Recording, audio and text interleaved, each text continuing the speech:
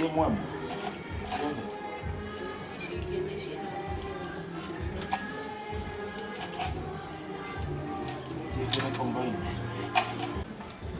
I was not into running, but I was running as well.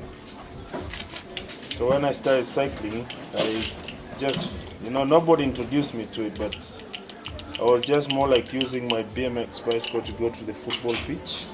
And because I lived at the coast, and it was more going to the beach, play football on the beach. And that was nice enough until I met a bunch of real cyclists with some serious bikes.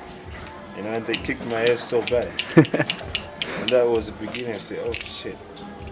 Cycling for me was like, it's fun and easy and just to enjoy. Yeah. So I was like, football is the game for the men, and things like that, When you're into something and it's just like, this is it. I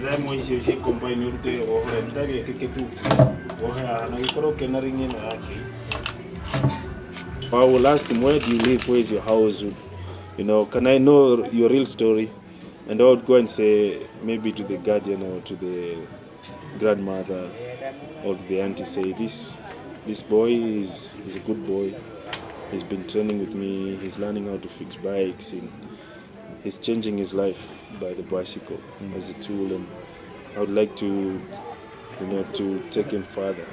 So I'll be going to the races with him or things like that.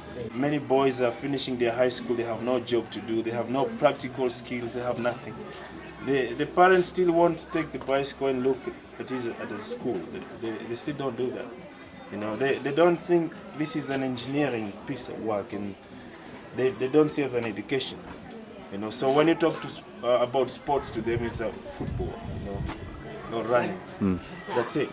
And you say there's very little in running, there's no knowledge, and most of those guys who are world-class runners, they have already been living that way. They've been running to school, they've been, walking to school and walking to fetch water and running for the kettle.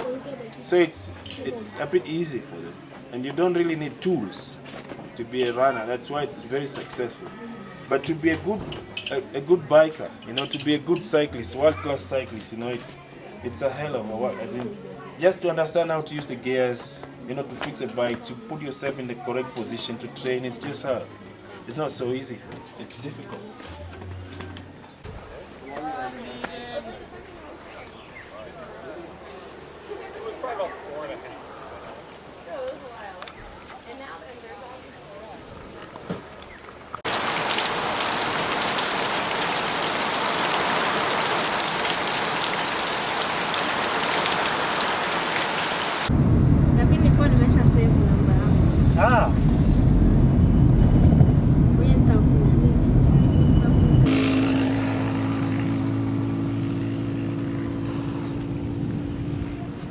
This is the entrance of the Marangu route where I'll be in 2 days, and this is it, man. I've bicycled to the exact point where the trek will start.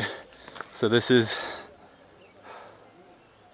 the sign marking the different altitudes at the bike, but unfortunately I made it here as they're closing. They basically granted me a favor to let me in the gate. So I gotta stop filming and get out of here, but it's all downhill to Marangu town. I should be back in about 10 minutes, but hey, biking's over. I'll think about it later. I gotta go.